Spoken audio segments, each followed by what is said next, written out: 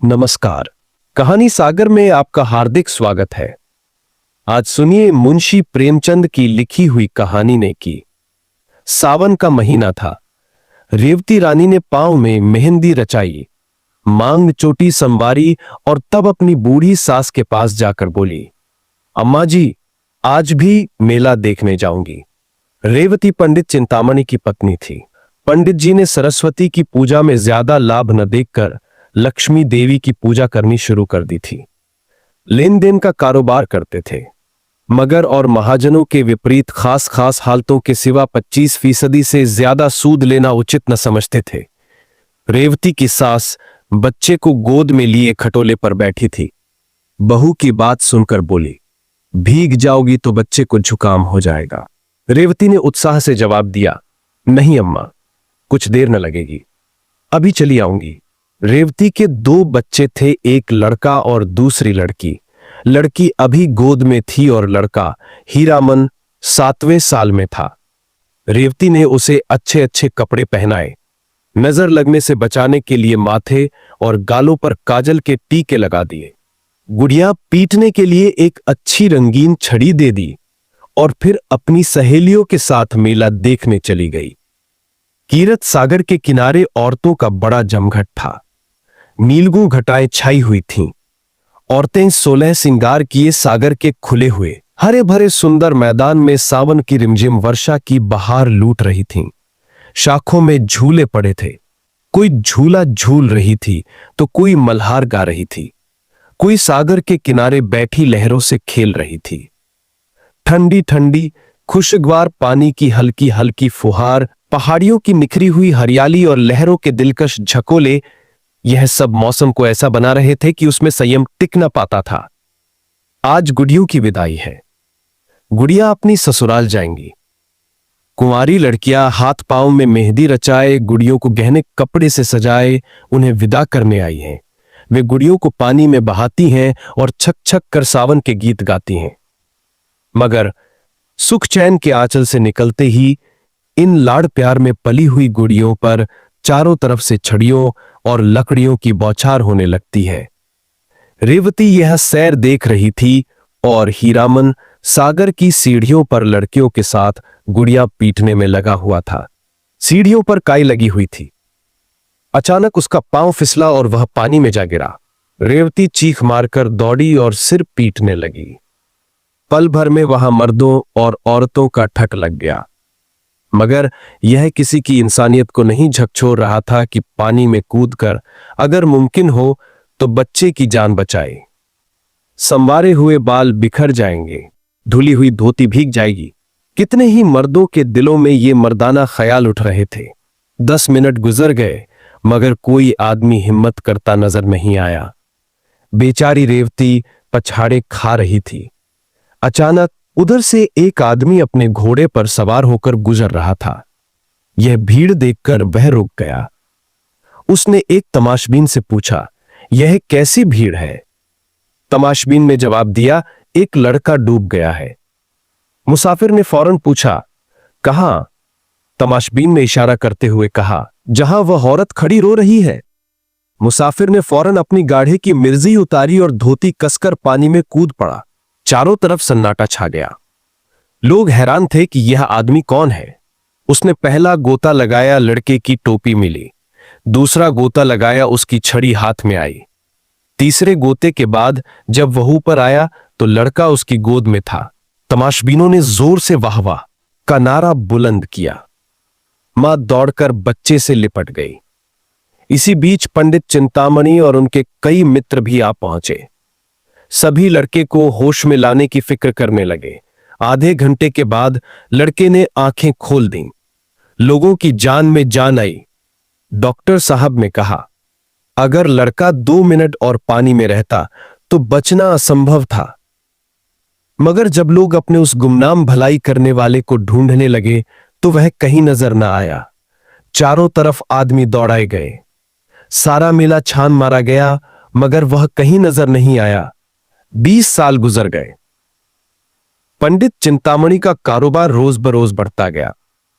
इस बीच उनकी मां ने 7 यात्राएं की और जब मरी तो उनके नाम पर एक ठाकुर द्वारा बनवाया गया। रेवती बहू से सास बन चुकी थी। लेन देन और बही खाते का काम अब हीरामणि के हाथ में था। हीरामणि अब एक हष्टपुष्ट लंबा तगड़ा नौजवान था, बहुत अच्छे स्वभाव का और नेक दिल। कभी कभी वह बाप से छिपाकर गरीब असामियों को यूं ही कर्ज दे दिया करता। पंडित चिंतामणि ने कई बार इस अपराध के लिए बेटे को आंखें दिखाई और अलग कर देने की धमकी दी। एक बार हीरामणि ने संस्कृत पाठशाला के लिए 50 रुपए चंदा दिया। इस बात पर पंडित जी इतने क्रुद्ध कि 2 दिन तक खाना नहीं खाया। ऐसे अप्रिय प्रसंग आए दिन होते रहते थे। इन्हीं कारणों से हीरामणि की तबीयत बाप से कुछ खिंची रहती थी, मगर उसकी सारी शरारतें हमेशा रेवती की साजिश से ही हुआ करती थीं। जब कस्बे की गरीब विधवाएं या जमींदार के सताए हुए असामियों की औरतें रेवती के पास आकर हीरामणि को आंचल फैला फैला कर दुआएं देने लगतीं, तो रेवती को ऐसा मालूम होता कि मुझसे ज्यादा भाग्यवान और मेरे बेटे से ज्यादा नेक आदमी दुनिया में कोई नहीं होगा। तब उसे बरबस वह दिन याद आ जाता जब हीरामणि कीरत सागर में डूब गया था और उस आदमी की तस्वीर उसकी आंखों के सामने खड़ी हो जाती जिसने उसके लाल को डूबने से बचाया था। उसके दिल की गहराई से दुआ निकलती और ऐसा जी चाहता कि अगर वह उसे देख पाती तो उसके पांव पर गिर पड़ती। उसे अब पक्का विश्वास हो गया था कि वह मनुष्य नहीं बल्कि कोई देवता था। वह उसी खटोले पर बैठी थी जिस पर कभी उसकी सास बैठा करती थी और अपने दोनों पोतों को खिलाया करती थी। आज हीरामणि की 27वीं सालगिरह थी। रेवती के लिए यह दिन साल के सबसे अधिक शुभ दिनों में से एक था। आज उसके दया के हाथ ने खूब उदारता दिखलाई।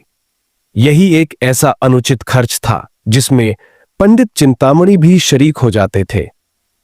आज के दिन रेवती बहुत खुश होती और बहुत रोती, और आज अपने उस गुमनाम भलाई करने वाले के लिए उसके दिल से जो दुआएं निकलती वे दिल और दिमाग की सबसे अच्छी, सबसे पवित्र भावनाओं में रंगी होती थीं। उसी दिन की बदौलत तो आज मुझे यह दिन और यह सुख देखना नसीब हुआ है। एक दिन हीरामणि ने आकर रेवती से कहा, अम्मा, श्रीपुर नीलाम पर चढ़ा हुआ है, कहो तो मैं भी दाम लगाऊं। रेवती ने पूछा, 16 आना है? हीरामणि ने उत्साहित होकर कहा, 16 आना? अच्छा, गांव है ना बड़ा न छोटा, यहां से 10 कोस है, 20,000 तक बोली चढ़ चुकी है, 100-200 में खत्म हो जाएगी। रेवती ने सलाह दी, अपने दादा से तो पूछो। हीरामणि ने लापरवाही से जवाब दिया, उनके साथ 2 घंटे तक माथा पच्ची करने की किसे फुर्सत है। अब हीरामणि घर का मालिक हो गया था और पंडित चिंतामणि की एक न चलती थी। बेचारे चिंतामणि अब ऐनक लगाए गद्दे पर बैठे बैठे अपना वक्त खांसने में गुजारते थे। दूसरे दिन हीरामणि के नाम पर श्रीपुर नीलाम में खत्म हो गया। महाजन से जमींदार बने हीरामणि अपने मुनीम और 2 चपरासियों को लेकर गांव की सैर करने निकले। श्रीपुर वालों को खबर हुई नए जमींदार का पहला आगमन है। घर घर नजराने देने की तैयारियां होने लगीं। 5वें दिन शाम के वक्त हीरामणि गांव में दाखिल हुए। उनका स्वागत दही और चावल के तिलक से किया गया। 300 असामी पहर रात तक हाथ बांधे उनकी सेवा में खड़े रहे। सवेरे मुख्तारियाम ने असामियों का परिचय कराना शुरू किया। जो भी असामी जमींदार के सामने आता वह अपनी बिसात के मुताबिक 1 या 2 रुपये उनके पाम पर रख देता। दोपहर होते होते 500 रुपयों का ढेर लग चुका था। हीरामणि को पहली बार जमींदारी का मजा मिला। पहली बार धन और बल का नशा महसूस हुआ। सब नशों से ज्यादा तेज और ज्यादा घातक धन का नशा होता है। जब असामियों की फहरिस्त खत्म हो गई तो हीरामणि ने मुख्तार से पूछा, और कोई असामी तो बाकी नहीं है? मुख्तार ने कहा, हां महाराज, अभी एक असामी और है तखत सिंह। हीरामणि ने तीखे स्वर में पूछा, वह क्यों नहीं आया? मुख्तार ने संकोच से जवाब दिया, जरा मस्त है, हीरामणि ने गुस्से में कहा, मैं उसकी मस्ती उतार दूंगा, जरा कोई उसे बुला लाए। थोड़ी देर में एक बूढ़ा आदमी लाठी टेकता हुआ आया और दंडवत करके जमीन पर बैठ गया। न नजर न नियाज। उसकी यह गुस्ताखी देखकर हीरामणि को बुखार चढ़ाया। कड़कर बोले, अभी किसी जमींदार से पाला नहीं पड़ा है, एक एक की हेकड़ी भुला दूंगा। तखत सिंह ने हीरामणि की तरफ गौर से देखा और शांत स्वर में जवाब दिया, मेरे सामने 20 जमींदार आए और चले गए, मगर कभी किसी ने इस तरह घुड़की नहीं दी। यह कहकर उसने लाठी उठाई और अपने घर चला आया। घर पहुंचते ही बूढ़ी ठकुराइन ने पूछा, देखा जमींदार को, कैसे आदमी है? तखत सिंह ने मुस्कुराकर कहा, अच्छे आदमी हैं, मैं उन्हें पहचान गया। ठकुराइन ने हैरानी से पूछा, क्या तुमसे पहले की मुलाकात है? तखत सिंह ने धीरे से जवाब दिया, मेरी और उनकी 20 बरस की जान पहचान है। गुड़ियों के मेले वाली बात याद है ना? उस दिन से तखत सिंह फिर हीरामणि के पास नहीं आया। 6 महीने बाद रेवती को भी श्रीपुर देखने का शौक हुआ। वहां उसकी बहू और बच्चे सब श्रीपुर आए। गांव की सभी औरतें उससे मिलने आईं। उनमें बूढ़ी ठकुराइन भी थी। उसकी बातचीत, सलीका और तमीज देखकर रेवती दंग रह गई। जब ठकुराइन चलने लगी तो रेवती ने मुस्कुराकर कहा, ठकुराइन, कभी कभी आया करना, तुमसे मिलकर तबीयत बहुत खुश हुई। इस तरह दोनों औरतों में धीरे धीरे मेल हो गया। इधर यह कैफियत थी और उधर हीरामणि अपने मुख्तारेआम के बहकावे में आकर तखत सिंह को बेदखल करने की तरकीबें सोच रहा था। जेठ की पूर्णमासी आई। हीरामणि की सालगिरह की तैयारियां जोर शोर से होने लगीं। रेवती चलनी में मैदा छान रही थी कि बूढ़ी ठकुराइन आ गई। रेवती ने मुस्कुराकर कहा, ठकुराइन, हमारे यहां कल तुम्हारा न्योता है। ठकुराइन ने हंसते हुए जवाब दिया, तुम्हारा न्योता सिर आंखों पर। कौन सी बरसगांठ है? रेवती ने प्यार से कहा, 29वीं। ठकुराइन नारायण करे, अभी ऐसे ऐसे 100 दिन तुम्हें और देखने नसीब हों। रेवती, ठकुराइन, तुम्हारी जुबान मुबारक हो। बड़े बड़े जंतर मंतर किए हैं, तब तुम लोगों की दुआ से यह दिन देखना नसीब हुआ है।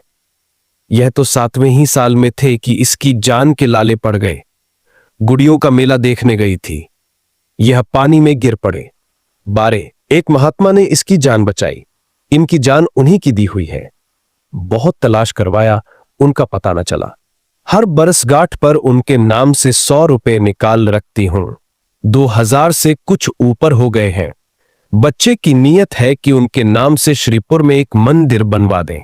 सच मानो ठकुराइन, एक बार उनके दर्शन हो जाते तो जीवन सफल हो जाता। जी की हवस निकाल लेते। रेवती जब खामोश हुई तो ठकुराइन की आंखों से आंसू बहने लगे। दूसरे दिन एक तरफ हीरामणि की सालगिरह का उत्सव था और दूसरी तरफ तखत सिंह के खेत नीलाम हो रहे थे।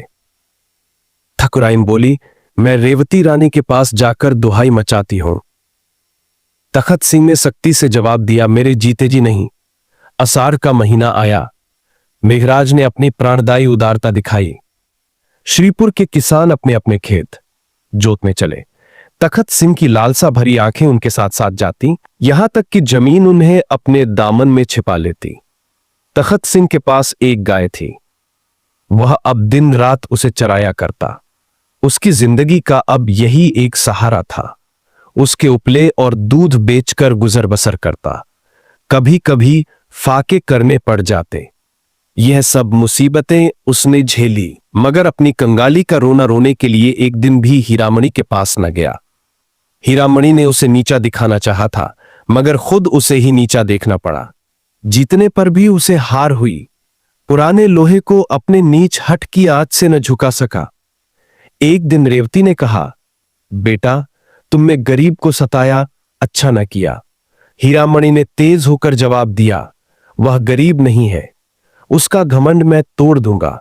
दौलत के नशे में मत वाला जमींदार वह चीज तोड़ने की फिक्र में था जो कहीं थी ही नहीं। जैसे नासमझ बच्चा अपनी परछाई से लड़ने लगता है, साल भर तखत सिंह ने ज्यों त्यों करके काटा। फिर बरसात आई, उसका घर छाया न गया था। कई दिन तक मूसलाधार में बारिश बरसती रही तो मकान का एक हिस्सा गिर पड़ा। गाय वहां बंधी हुई थी, दबकर मर गई। तखत सिंह को भी सख्त चोट आई। उसी दिन से बुखार आना शुरू हुआ। दवा दारू कौन करता, रोजी का सहारा था वह भी टूट गया। जालिम बेदर्द मुसीबत ने कुचल डाला। सारा मकान पानी से भरा हुआ था। घर में अनाज का एक दाना नहीं था। अंधेरे में पड़ा हुआ कराह रहा था कि रेवती उसके घर गई। तखत सिंह ने आंखें खोली और पूछा, कौन है? ठकुराइन रेवती रानी है। तखत सिंह, मेरे धन्य भाग, मुझ पर बड़ी दया की। रेवती ने लज्जित होकर कहा, ठकुराइन, ईश्वर जानता है मैं अपने बेटे से हैरान हूं। तुम्हें जो तकलीफ हो मुझसे कहो। तुमसे ऐसी आफत पड़ गई और हमसे खबर तक न की। यह कहकर रेवती ने रुपयों की एक छोटी सी पोटली ठकुराइन के सामने रख दी। रुपयों की झनकार सुनकर तखत सिंह उठ बैठा और बोला, रानी, हम इसके भूखे नहीं हैं। मरते दम गुनाहगार न करो। दूसरे दिन हीरामणि भी अपने मुसाहिबों को लिए उधर से जा निकला। गिरा हुआ मकान देखकर मुस्कुराया। उसके दिल ने कहा, आखिर मैंने उसका घमंड तोड़ दिया। मकान के अंदर जाकर बोला, ठाकुर, अब क्या हाल है? ठाकुर ने धीरे से कहा, सब ईश्वर की दया है, आप कैसे भूल पड़े। हीरामणि को दूसरी बार हार खानी पड़ी। उसकी यह आरजू कि तखत सिंह मेरे पांव को आंखों से चूमे अब भी पूरी न हुई। उसी रात को वह गरीब, आजाद, ईमानदार और बेगरज ठाकुर इस दुनिया से विदा हो गया। बूढ़ी ठकुराइन अब दुनिया में अकेली थी। कोई उसके गम का शरीक और उसके मरने पर आंसू बहाने वाला न था। कंगाली ने गम की आंच और तेज कर दी थी। जरूरत की चीजें मौत के घाव को चाहे न भर सके, मगर मरहम का काम जरूर करती हैं। रोटी की चिंता बुरी बला है। ठकुराइन अब खेत और चरागाह से गोबर चुन लाती और उपले बनाकर बेचती। उसे लाठी टेकते हुए खेतों को जाते और गोबर का टोकरा सिर पर रखकर बोझ में हांफते हुए आते देखना बहुत ही दर्दनाक था। यहां तक कि हीरामणि को भी उस पर तरस आ गया। एक दिन उन्होंने 8 थालियों में रखकर उसके पास भेजा। रेवती खुद लेकर गई, मगर बूढ़ी ठकुराइन आंखों में आंसू भरकर बोली, रेवती, जब तक आंखों से सूझता है और हाथ पांव चलते हैं, मुझे और मरने वाले को गुनाहगार न करो। उस दिन से हीरामणि को फिर उसके साथ अमली हमदर्दी दिखलाने का साहस न हुआ। एक दिन रेवती ने ठकुराइन से उपले मोल लिए। गांव में पैसे के 30 उपले बिकते थे। उसने चाहा कि इससे 20 ही उपले लो। उस दिन से ठकुराइन ने उसके यहां उपले लाना बंद कर दिया। ऐसी देवियां दुनिया में कितनी हैं? क्या वह इतना न जानती थी कि एक गुप्त रहस्य जबान पर लाकर मैं अपनी इन तकलीफों का खात्मा कर सकती हूं, मगर फिर वह एहसान का बदला न हो जाएगा। मसल मशहूर है ने की कर और दरिया में डाल। शायद उसके दिल में कभी यह ख्याल ही नहीं आया कि मैंने रेवती पर कोई एहसान किया। यह वजादार आन पर मरने वाली औरत पति के मरने के बाद 3 साल तक जिंदा रही। यह जमाना उसने जिस तकलीफ से काटा, उसे याद करके रोंगटे खड़े हो जाते हैं। कई कई दिन निराहार बीत जाते। कभी गोबर न मिलता, कभी कोई उपले चुरा ले जाता। ईश्वर की मर्जी। किसी की घर भरा हुआ है, खाने वाले नहीं। कोई यो रो रो कर जिंदगी काटता है। बुढ़िया ने यह सब दुख झेला, मगर किसी के सामने हाथ नहीं फैलाया। हीरामणि की 30वीं सालगिरह आई। ढोल की सुहानी आवाज सुनाई देने लगी। एक तरफ घी की पूड़ियां पक रही थीं, दूसरी तरफ तेल की। घी की मोटे ब्राह्मणों के लिए, तेल की गरीब भूखे नीचों के लिए। अचानक एक औरत ने रेवती से आकर कहा, ठकुराइन जाने कैसी हुई जाती हैं, तुम्हें बुला रही हैं। रेवती ने दिल में कहा, आज तो खैरियत से काटना, कहीं बुढ़िया मर न रही हो। यह सोचकर वो बुढ़िया के पास न गई। हीरामणि ने जब देखा अम्मा नहीं जाना चाहती तो खुद चला। ठकुराइन पर उसे कुछ दिनों से दया आने लगी थी, मगर रेवती मकान के दरवाजे पर उसे मना करने आई। यह रहमदिल, नेक मिजाज, शरीफ रेवती थी। हीरामणि ठकुराइन के मकान पर पहुंचा तो वहां बिल्कुल सन्नाटा छाया हुआ था।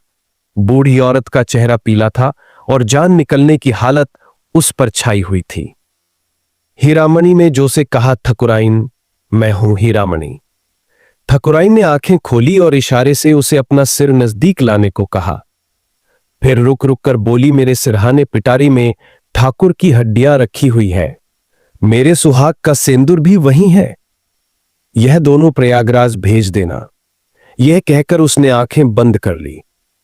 हीरामणि ने पिटारी खोली तो दोनों चीजें हिफाजत के साथ रखी हुई थीं। एक पोटली में 10 रुपए भी रखे हुए मिले। यह शायद जाने वाले का सफर खर्च था। रात को ठकुराइन के कष्टों का हमेशा के लिए अंत हो गया। उसी रात को रेवती ने सपना देखा, सावन का मेला है, घटाएं छाई हुई हैं, मैं कीरत सागर के किनारे खड़ी हूं। इतने में हीरामणि पानी में फिसल पड़ा। मैं छाती पीट पीट कर रोने लगी। अचानक एक बूढ़ा आदमी पानी में कूदा और हीरामणि को निकाल लाया। रेवती उसके पांव पर गिर पड़ी और बोली, आप कौन है? उसने जवाब दिया, मैं श्रीपुर में रहता हूं, मेरा नाम तख्त सिंह है। श्रीपुर अब भी हीरामणि के कब्जे में है, मगर अब रौनक दोबाला हो गई है। वहां जाओ तो दूर से शिवालय का सुनहरा कलश दिखाई देने लगता है। जिस जगह तखत सिंह का मकान था वहां यह शिवाला बना हुआ है। उसके सामने एक पक्का कुआं और पक्की धर्मशाला है।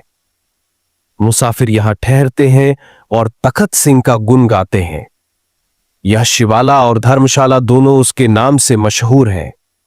आप सुन रहे थे मुंशी प्रेमचंद की लिखी कहानी नेकी। ऐसी और प्रेरणादायक कहानियों के लिए हमारे चैनल कहानी सागर को सब्सक्राइब करें। अगर यह कहानी आपके दिल को छू गई हो तो इसे लाइक करें और अपने दोस्तों और परिवार के साथ शेयर करें। धन्यवाद।